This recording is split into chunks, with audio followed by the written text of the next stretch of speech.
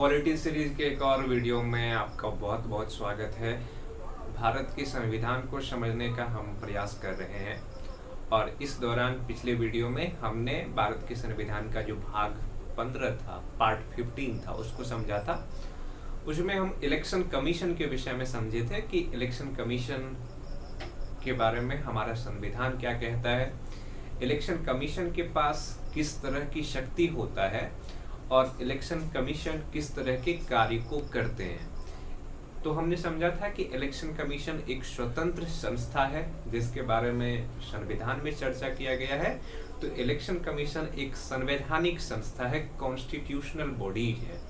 इसके विषय में पार्ट 15 जो हमारे संविधान का है, भाग 15 जो है, उसमें चर्चा किया गया था। आज का जो ये वीडियो है इसमें हम समझेंगे भारत के संविधान के भाग 16 के विषय में, पार्ट 16 के विषय में। भारत के संविधान का जो भाग 16 है इसमें कुछ विशेष वर्गों के लिए विशेष प्रावधान के विषय में चर्चा किया गया है। तो आइए समझते हैं कि ये कौन विशेष वर्ग है और इसको जो विशेष प्रावधान हमारे संविधान के द्वारा दिया गया है, ये क्यों दिया गया है, इसके पीछे कारण क्या है, इन सब चीजों को समझने का हम प्रयास करते हैं।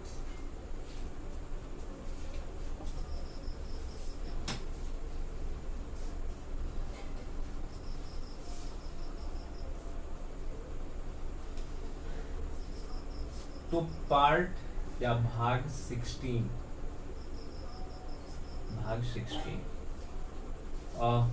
जो है हमारे संविधान का, इसमें किस चीज की चर्चा किया गया है, कुछ वर्गों के लिए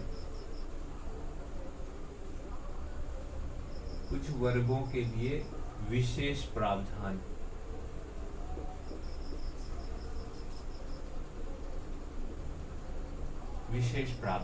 कुछ वर्गों के लिए विशेष प्रावधान का चर्चा किया गया है हमारे संविधान के भाग 16 में।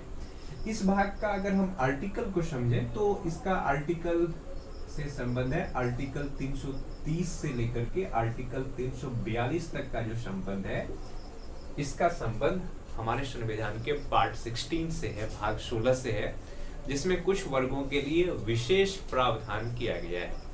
अब समझते हैं कि किस आर्टिकल में किसके विषय में चर्चा किया गया है।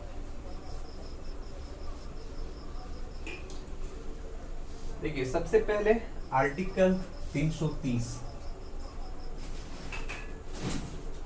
आर्टिकल 330 यानी कि अनुच्छेद 330। जो आर्टिकल 330 है इसमें क्या किया गया है कि एससी एवं एसटी के लिए सीटों का आरक्षण किया गया है।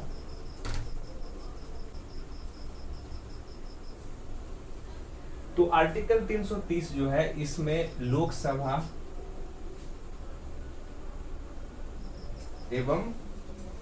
लोकसभा में एससी एवं एसटी के लिए सीटों का आरक्षण।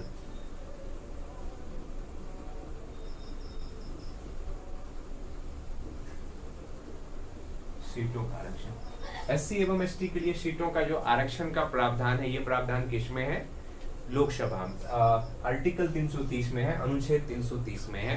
अनुच्छेद 330 लोकसभा में एससी एवं एसटी के लिए सीटों के आरक्षण का प्रावधान करता है। देखिए, ऐसा क्यों किया गया है, क्योंकि जो एससी एवं एसटी समुदाय के लोग हैं ये कहीं न कहीं राजनीतिक रूप से जो बाकी समुदाय है उनसे निम्न स्थिति में है, उसका स्थिति उतना सुदृढ़ नहीं है। और अगर राजनीतिक समानता लानी है तो ये जरूरी है कि जो लोग राजनीतिक रूप से अन्य समाज के जो वर्ग है उनसे पिछड़े हुए हैं, उनके लिए कुछ न कुछ विशेष प्रावधान किया जाए।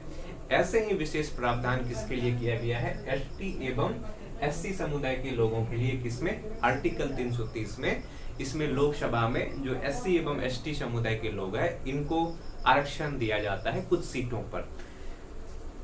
इसमें अगर हम आरक्षण की बात करें तो जो एससी समूह के लोग हैं, एससी के लिए कितने सीट आरक्षित है, तो 80 एससी के लिए 84 सीट आरक्षित है। और जो एसटी समूह के लोग हैं उनके लिए 97 सीट आरक्षित किया गया है लोकसभा में। ये आर्टिकल 330 में है कि एससी एवं एसटी समुदाय के लोगों को लोकसभा में कुछ सीट पर आरक्षण दिया गया है, उनके लिए कुछ सीट आरक्षित किया गया है। अब समझते हैं आर्टिकल 331 को, अनुच्छेद 331 को।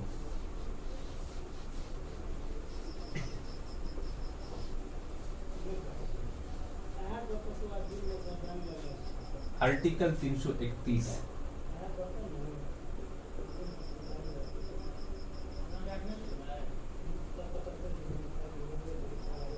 आर्टिकल 331 को समझते हैं। देखिए, जो आर्टिकल 331 है, इसमें क्या किया गया है कि जो एंग्लो इंडियन समूह के लोग हैं, लोकसभा में एंग्लो इंडियन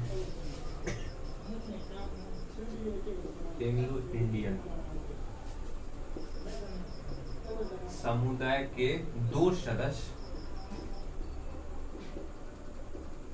का मनोनयन।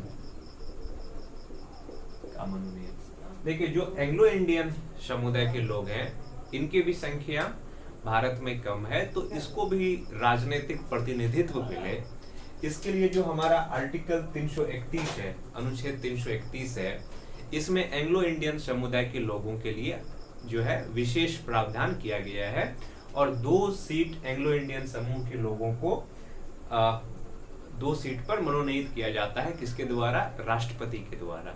और ये किस स्थिति में होता है? जब उसका प्रतिनिधित्व सही तरीके से नहीं होता है। आगे हम समझेंगे कि आर्टिकल 331 के द्वारा जो लोकसभा में एंग्लो इंडियन समुदाय के 2 सदस्यों को मनोनयन किया जाता था, इस प्रावधान को खत्म कर दिया गया है, इस प्रावधान को अब समाप्त कर दिया गया है।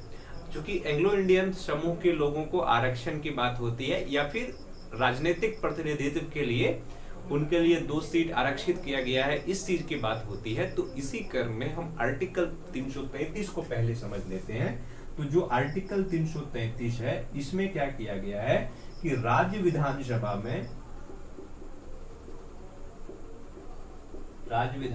में भी 2 सदस्य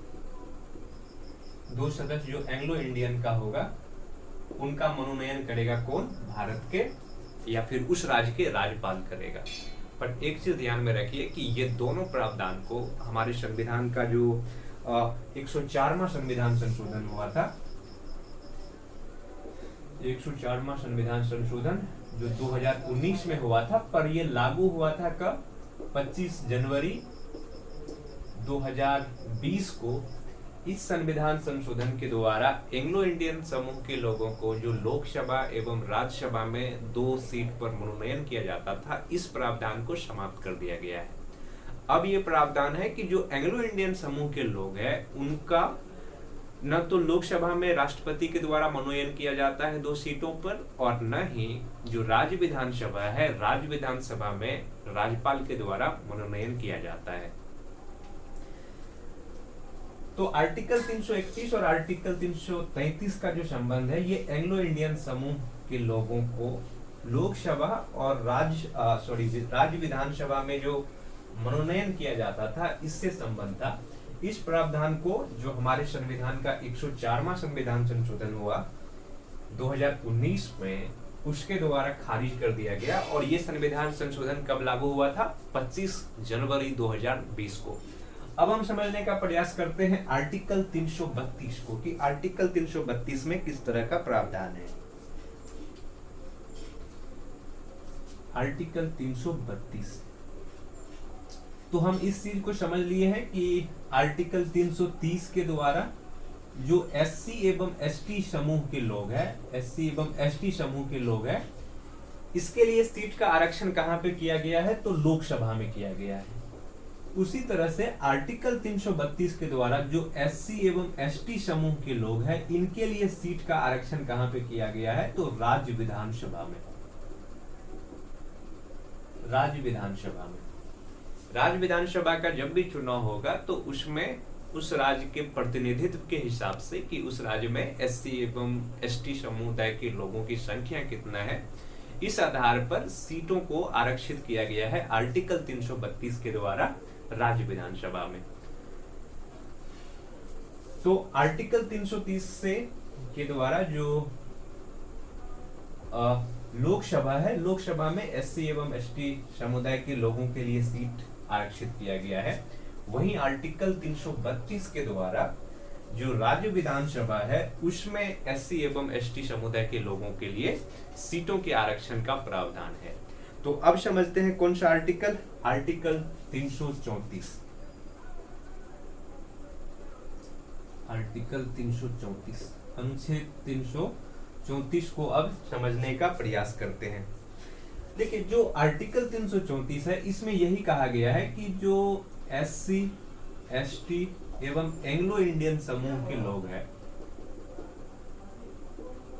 एंग्लो इंडियन समुदाय के लोग हैं,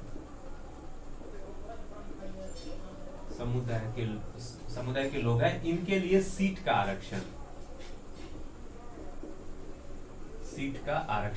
कितने समय के लिए? संविधान लागू होने के 70 वर्ष के लिए। इसमें समय अवधि बताया गया है। हमने आर्टिकल 330 और 332 को समझा कि किस तरीके से राज्य विधानसभा और लोकसभा में एससी एवं एसटी समुदाय के लोगों के लिए सीट आरक्षित किया गया है। ठीक ऐसे ही आर्टिकल 331 और आर्टिकल 333 के द्वारा जो एंग्लो इंडियन समुदाय के लोग हैं उनके लिए सीट आरक्षण किया गया है। कहां पे? लोकसभा एवं राज्य विधानसभा में। पर ये कितने समय के लिए ये सीट आरक्षित रहेगा, इस चीज की चर्चा किया गया है आर्टिकल 334 में। आर्टिकल 334 में कहा गया है कि संविधान लागू होने के 70 वर्षों तक, यानी कि संविधान 1950 में लागू हुआ था, 26 जनवरी 1950 ईस्वी में भारत का संविधान लागू हुआ था, और 70 वर्ष के समय अवधि को देखें तो 2020 में ये प्रावधान तक लागू किया गया था। तो 2020 में क्या किया गया, तो इसमें एंग्लो इंडियन के लिए जो सीट का आरक्षण है उसको खत्म कर दिया गया। एंग्लो इंडियन के लिए जो आरक्षण की बात किया गया था इसको खत्म कर दिया गया। किसके द्वारा? 104वां संविधान संशोधन के द्वारा। पर जो एससी एवं एसटी समुदाय के लोगों के लिए आरक्षण की बात किया गया है, सीट आरक्षित करने का बात किया गया था, ये आरक्षण का प्रावधान अभी भी लागू है और इसको बढ़ा दिया गया है। कब तक के लिए? 2030 तक के लिए बढ़ा दिया गया है। तो आर्टिकल 334 में समय अवधि की बात किया गया है कि जो एससी एवं एसटी समुदाय के लोग हैं या फिर एंग्लो इंडियन समुदाय के लोग हैं, उनको लोकसभा में या फिर राज्य विधानसभा में कितने वर्षों तक कुछ सीटों पर आरक्षण मिलेगा। नहीं, तो इसमें जो एंग्लो इंडियन समुदाय के लोग हैं उनके आरक्षण के प्रावधान को तो समाप्त कर दिया गया है, पर जो एससी समूह के लोग हैं या फिर जो एसटी समूह के लोग हैं उनके आरक्षण के प्रावधान को बरकरार रखा गया है। कब तक के लिए? तो 2030 तक के लिए। आइए अब समझते हैं आर्टिकल 335 को, अनुच्छेद 335 को, कि अनुच्छेद 335 में किस तरह के प्रावधान के विषय में बात किया गया है।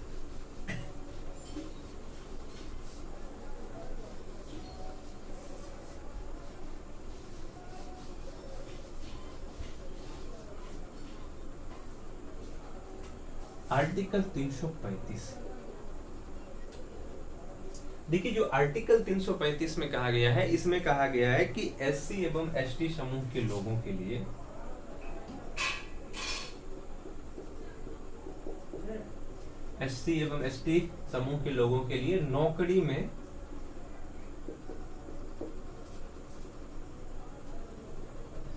नौकरी में आरक्षण पर सरकार विचार कर सकता है।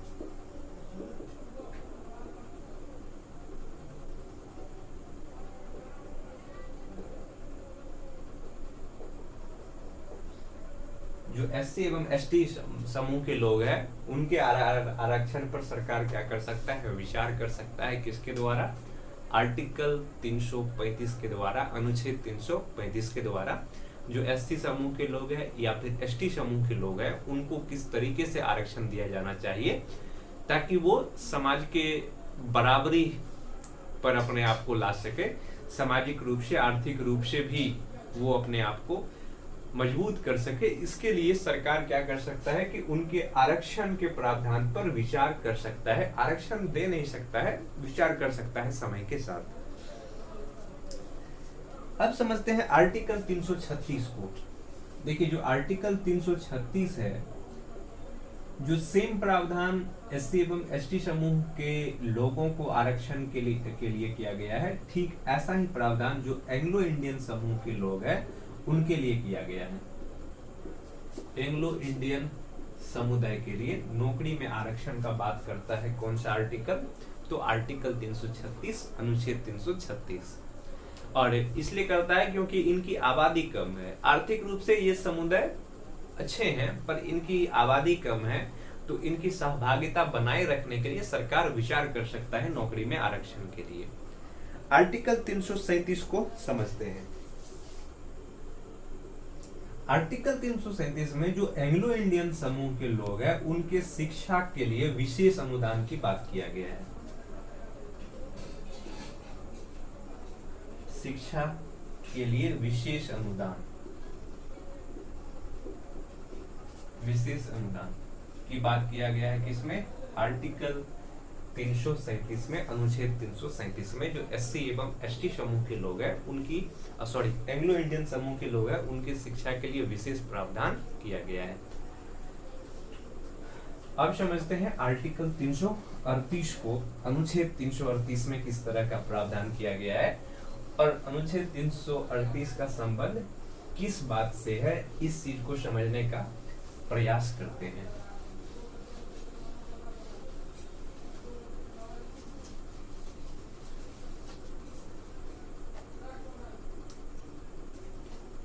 आर्टिकल 338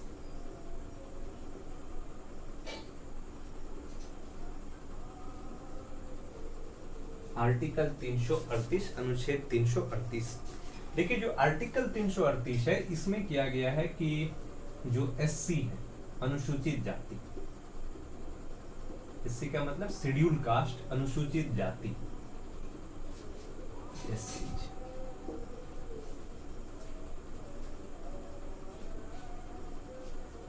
के लिए राष्ट्रीय आयोग,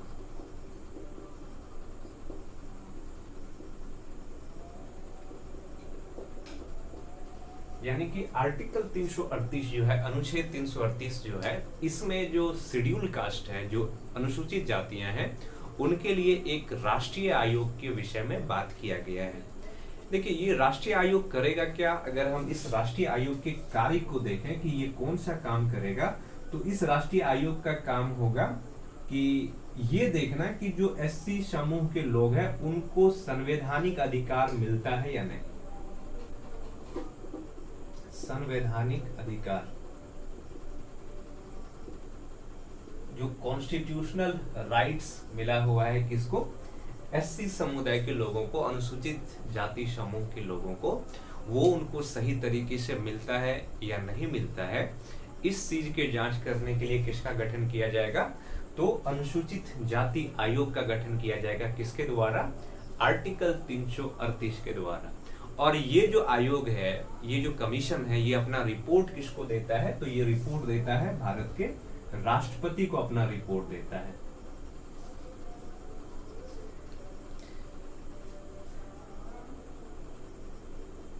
देखिए यही आयोग क्या करता है कि एससी समूह के लोगों की तो जांच करता ही है, साथ में जो एंग्लो इंडियन समूह के लोग हैं, जो एंग्लो इंडियन समूह के लोग हैं, उनके लिए भी ये काम करता है। जो एंग्लो इंडियन समूह के लोग हैं उनके अधिकार के विषय में भी रिपोर्ट या जांच करने का काम कौन करता है? तो ये आर्टिकल 338 में जो अनुसूचित जाति की बात की गई है वही क्या करता है। आर्टिकल 338 में भले ही अनुसूचित जाति के लिए एक आयोग के बारे में चर्चा किया गया था, पर शुरू से ये संस्था नहीं था, ये आयोग का गठन नहीं किया गया था। इसको गठन कब किया गया? इसको गठन किया गया 65वां संविधान संशोधन। जो हमारे संविधान का 65वां संविधान संशोधन हुआ कब? 1990 में, उसके द्वारा किया गया। और इसमें सदस्य की संख्या की बात करें तो सदस्य की संख्या कितना है? तो 7 सदस्यीय ये आयोग है।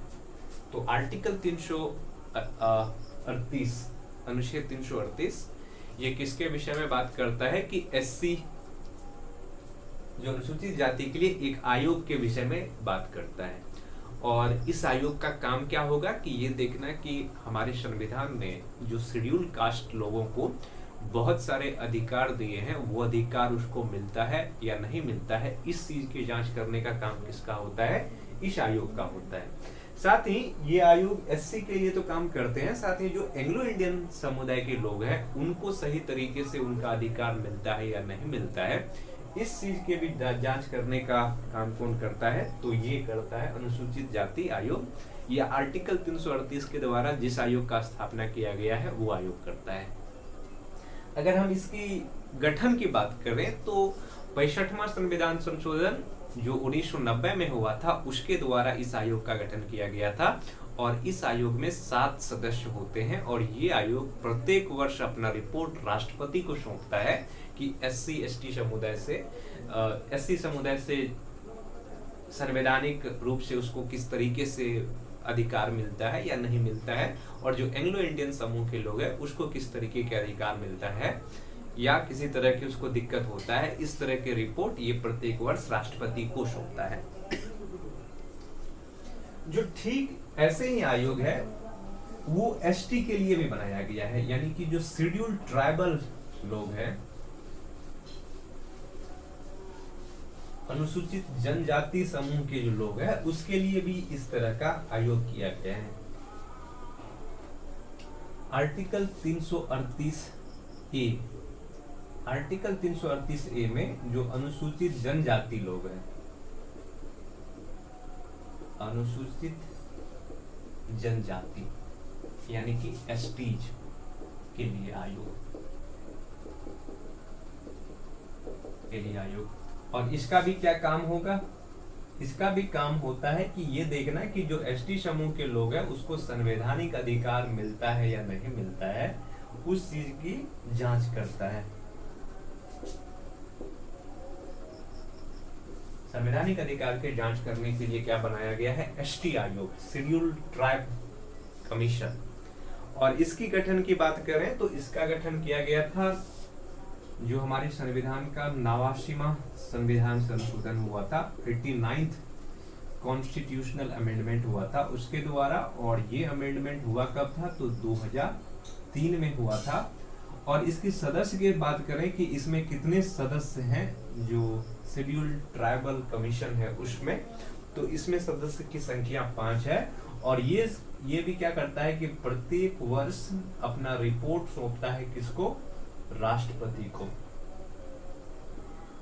प्रत्येक वर्ष अपना रिपोर्ट राष्ट्रपति को सौंपता है कि जो शेड्यूल्ड ट्राइब से जुड़े हुए लोग हैं उसको संवैधानिक अधिकार मिलता है या नहीं मिलता है, इस तरह की चीजों को जांच करके प्रत्येक वर्ष ये आयोग अपना रिपोर्ट भारत के राष्ट्रपति को सौंपता है। तो आर्टिकल 338 में 2 पार्ट है। एक तो आर्टिकल 338 जिसमें कि जो शेड्यूल्ड कास्ट समुदाय के लोग हैं यानी कि अनुसूचित जाति समुदाय के लोग हैं उनको उनका अधिकार मिलता है नहीं मिलता है, उनके जांच के लिए एक आयोग की गठन की बात की गई है। वहीं जो आर्टिकल 338 का दूसरा पार्ट है यानी कि आर्टिकल 338 क्लॉज ए, उसमें जो शेड्यूल्ड ट्राइब के लोग हैं यानी कि अनुसूचित जनजाति समुदाय के लोग हैं उनको उनका संवैधानिक अधिकार कॉन्स्टिट्यूशनल राइट्स मिलता है या नहीं मिलता है, इस तरह के लिए एक आयोग की गठन की बात की गई है। अब अगर हम आगे समझे तो जो आर्टिकल 338 का क्लॉज बी है इसमें भी एक आयोग के गठन की बात किया गया है।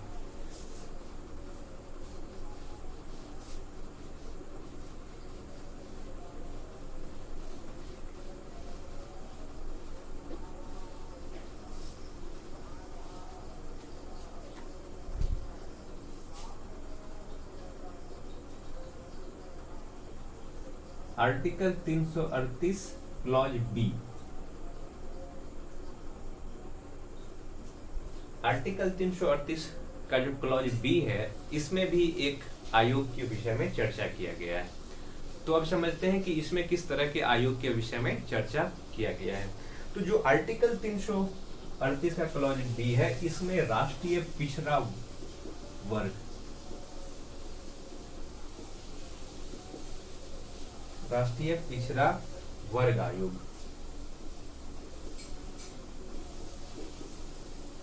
वर्ग आयोग के विषय में कहा गया है।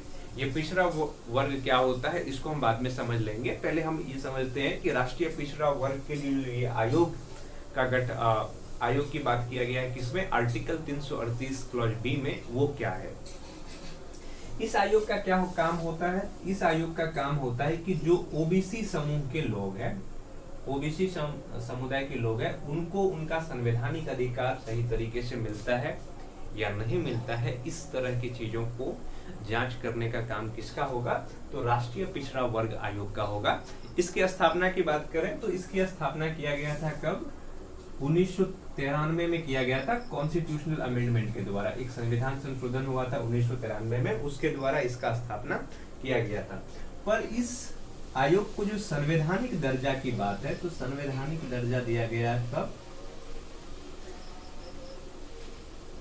इस समूह को संवैधानिक दर्जा दिया गया था 2018 में, जब 102वां कॉन्स्टिट्यूशनल अमेंडमेंट हुआ। उसके बाद इस समूह के लोगों को या फिर इस आयोग को संवैधानिक दर्जा दिया गया, संवैधानिक दर्जा दिया गया इस आयोग को।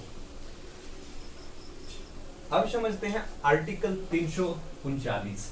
हम राष्ट्रीय पिछड़ा वर्ग के बारे में और विस्तृत से पढ़ेंगे कि राष्ट्रीय पिछड़ा वर्ग की गठन किस तरीके से किया गया है। इसमें ऐसे समूह के लोग आते हैं जो एससी एवं एसटी समुदाय से तो नहीं है, लेकिन इसकी भी सामाजिक एवं आर्थिक स्थिति सही नहीं है, उनके लिए एक आयोग की बात किया गया है। जो आर्टिकल 339 है, अनुच्छेद 339 है, इसमें किस विषय में चर्चा किया गया है। इसमें कहा गया है कि जो अनुसूचित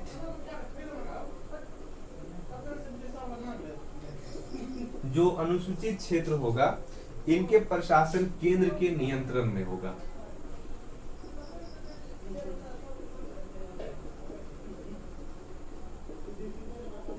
केंद्र के नियंत्रण में होगा।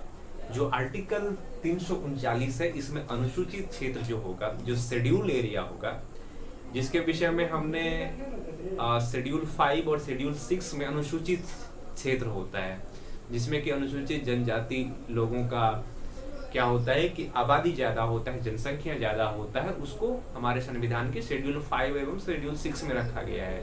तो उस क्षेत्र के जो प्रशासन की बात होती है, एडमिनिस्ट्रेशन की बात होती है, उसमें केंद्र को ज्यादा महत्व दिया जाता है, केंद्र को ज्यादा शक्ति दिया जाता है। इस चीज की चर्चा किसमें किया गया है, तो आर्टिकल 339 में किया गया है, अनुच्छेद 339 में किया गया है। जो आर्टिकल 340 है,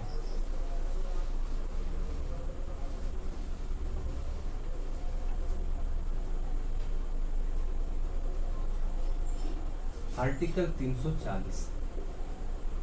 340 में जो समुदाय के लोग न तो एससी में आता है और न एसटी में आता है, बल्कि वो क्या है कि सामाजिक एवं शैक्षणिक रूप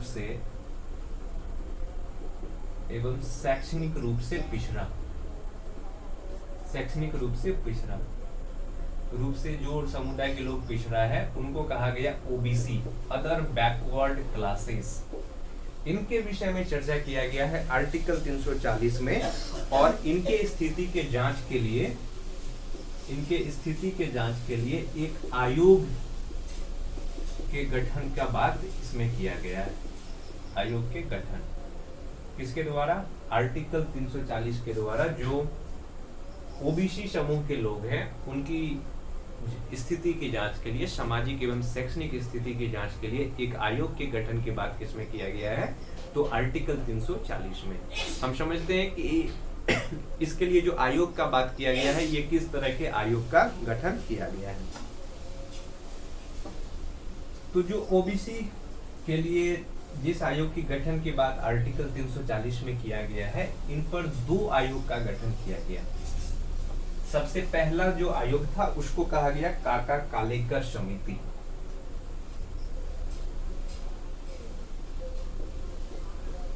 ओबीसी के लिए आयोग की जब बात आती है तो इसमें 2 आयोग का गठन किया गया। एक काका कालेकर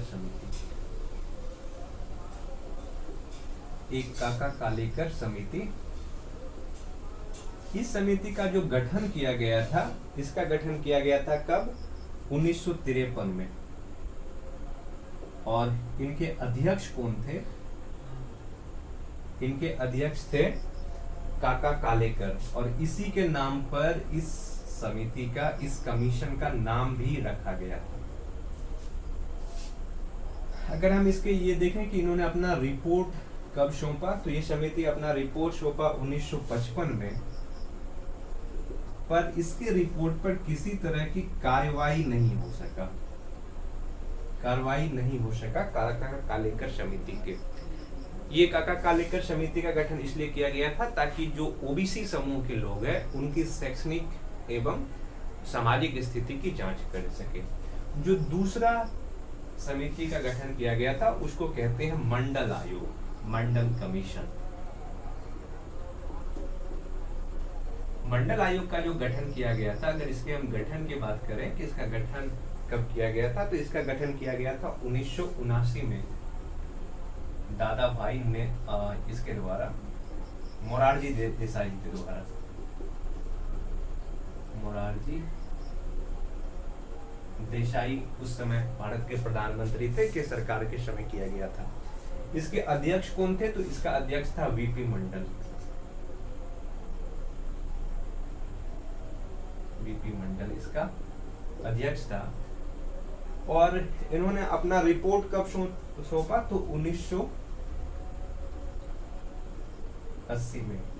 और इन्होंने अपने रिपोर्ट में कहा कि चूंकि भारत की जनसंख्या में सबसे अधिक जनसंख्या इसी समुदाय के लोग का है और इस समुदाय की सामाजिक एवं आर्थिक स्थिति अच्छी नहीं है, पिछड़ा हुआ है, तो इसके लिए 27% सरकारी नौकरी में आरक्षण की बात किया गया।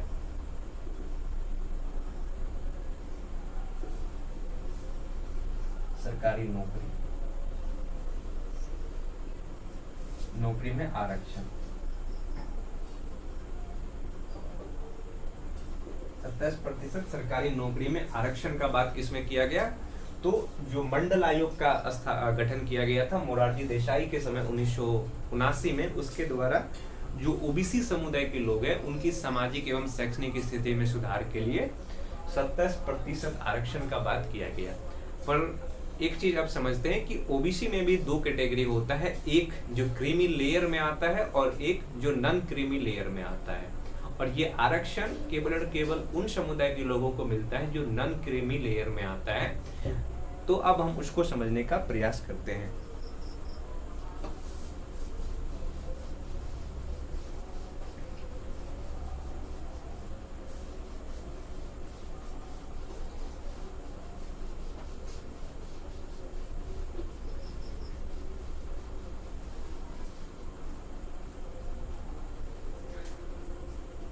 अगर हम ओबीसी को देखें तो इसका दो भाग होता है। एक तो ऐसा होता है जो क्रीमी लेयर में आता है और एक आता है नॉन क्रीमी लेयर में।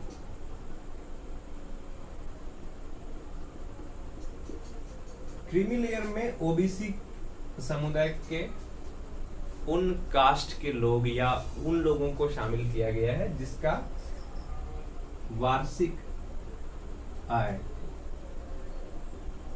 8 लाख से क्या है, अधिक है।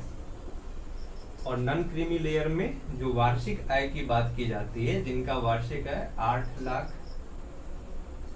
8 लाख या उससे कम है, उनको किसमें रखा गया है? नॉन क्रीमी लेयर में।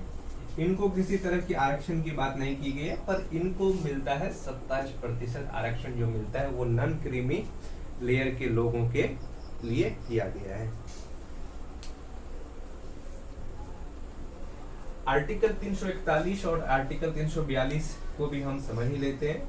तो जो आर्टिकल 341 है वो इस बात से संबंधित है कि कोई क्षेत्र अनुसूचित जाति क्षेत्र में आएगा या नहीं आएगा, शेड्यूल एरिया में आएगा या नहीं आएगा, इसका निर्धारण करने का काम कौन करता है?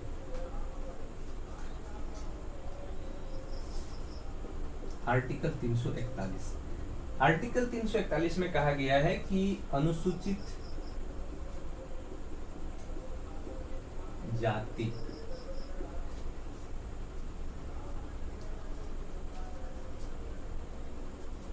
एससी घोषित करेगा। ये घोषित कौन करेगा कि कोई जाति अनुसूचित जाति है या नहीं, ये घोषित करने का काम किसका होगा? तो राष्ट्रपति का होगा। आर्टिकल 341 में ये कहा गया है कि कोई जाति अनुसूचित जाति है या नहीं, इस चीज की घोषणा कौन करेगा? तो भारत के राष्ट्रपति करेगा कि वो जाति अनुसूचित जाति के लिस्ट में आएंगे या नहीं आएंगे। पर आर्टिकल 342 में किसके बारे में है? तो कोई समुदाय के लोग एसटी समूह में आएगा या नहीं आएगा, इसकी घोषणा भी कौन करेगा? भारत के राष्ट्रपति ही करेगा। पर ये किसके परामर्श से करता है? तो राज्यपाल के परामर्श से करता है। और ये संसद की भी इसमें भूमिका होता है। तो आर्टिकल 330 से लेकर के आर्टिकल 342 तक का जो संबंध है, ये भारत के विशेष वर्गों के लोगों को जो विशेष प्रावधान मिला हुआ है उससे संबंधित है। तो इस वीडियो में इतना ही। धन्यवाद।